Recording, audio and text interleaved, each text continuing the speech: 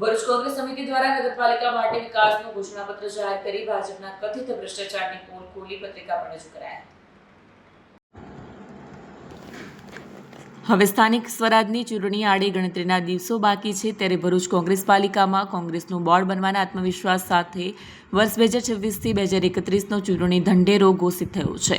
શહેર કોંગ્રેસ પ્રમુખ સલીમ અમદાવાદી, આગેવાન કિરણ ઠાકોર, સુરેશ મહેતા સહિતની હાજરીમાં ભરૂચ પાલિકા માટે કોંગ્રેસે તેનું વિકાસનું ઘોષણાપત્ર જાહેર કર્યું હતું। શહેર કોંગ્રેસ પ્રમુખે 30 વર્ષના શાસનમાં આત્મવિશ્વાસમાં રહેલી ભાજપે ક્યારેય ઘોષણાપત્ર જાહેર કર્યું ન હોય, રોડ મેપ વગર ભરૂચની પ્રજા ભાજપના શાસનમાં ટ્રાફિક સફાઈ, ડમ્પિંગ સાઇડ, રોડ રસ્તા, ડ્રેનેજની સમસ્યાને લઈ ત્રાહિમામ પોકારી ઉઠી હોવાનો પણ આક્ષેપ કરાયો હતો।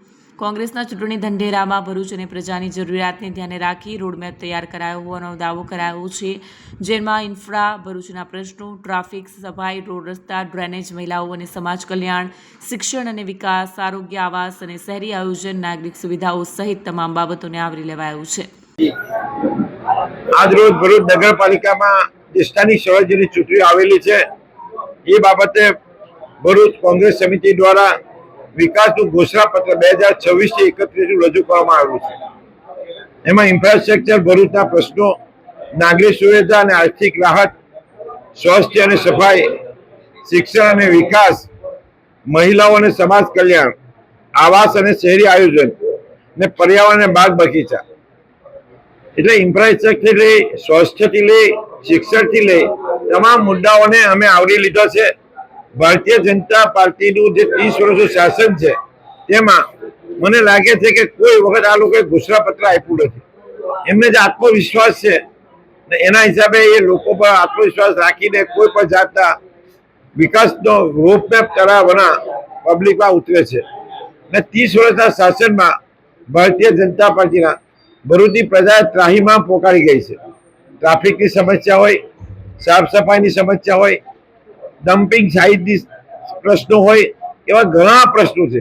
રોડ રસ્તા, પાણી, ગટરની અવ્યવસ્થા, પાણીના પ્રેશર નહીં મળવા, જે પોતાની મહત્વની સુવિધાઓ છે તેમાં પણ પાછી પાણી કરે છે। આ નાનામાં નાના મુદ્દાથી લઈ મોટા મુદ્દા લઈ લોકોને સુધી ભરૂચની જે જરૂરિયાતો છે, ભરૂચની પ્રજાની જરૂરિયાતો છે એને ધ્યાનમાં રાખી અમે આ રોડ મેપ તૈયાર કર્યો છે। અમને આશા છે કે આવનાર સમયમાં ભારતીય જનતા પાર્ટીની હાર નક્કી છે। કોંગ્રેસ બોર્ડ બનાવીને આજે અમે રોડ મેપ નક્કી કર્યું છે, એના અનુસંધાન કોંગ્રેસના લોકોને, ભરૂચની પ્રજાને સારું એવું વહીવટ મળે એ બાબતે અમારા તમામ પ્રયત્નો રહેશે। સાથે સાથે 30 વર્ષના શાસનની જે એમની પોલ ખોલ છે એમાં ભ્રષ્ટાચાર છેલ્લા માજા મૂકી છે। મને એવું લાગે છે કે આ વખતે 40% કમિશન જેવી સરકાર ચાલે છે, તો એ બાબતે અમે ધ્યાનમાં દોર્યું છે અને એ મુદ્દા પણ અમે લોકો સુધી લઈ જવાના છે। ફરીથી ભરૂચની પ્રજાને હું મારી આહ્વાન કરું છે કે આ વખતે કોંગ્રેસના લોકોની સાથે રહી કોંગ્રેસનું બોર્ડ બને અને ભરૂચની નગરપાલિકામાં ભરૂચના શહેરનો વિકાસ થાય એવી એ રીતનું મતદાન કરી કોંગ્રેસને મદદ કરશે એવી આશા રાખું છું।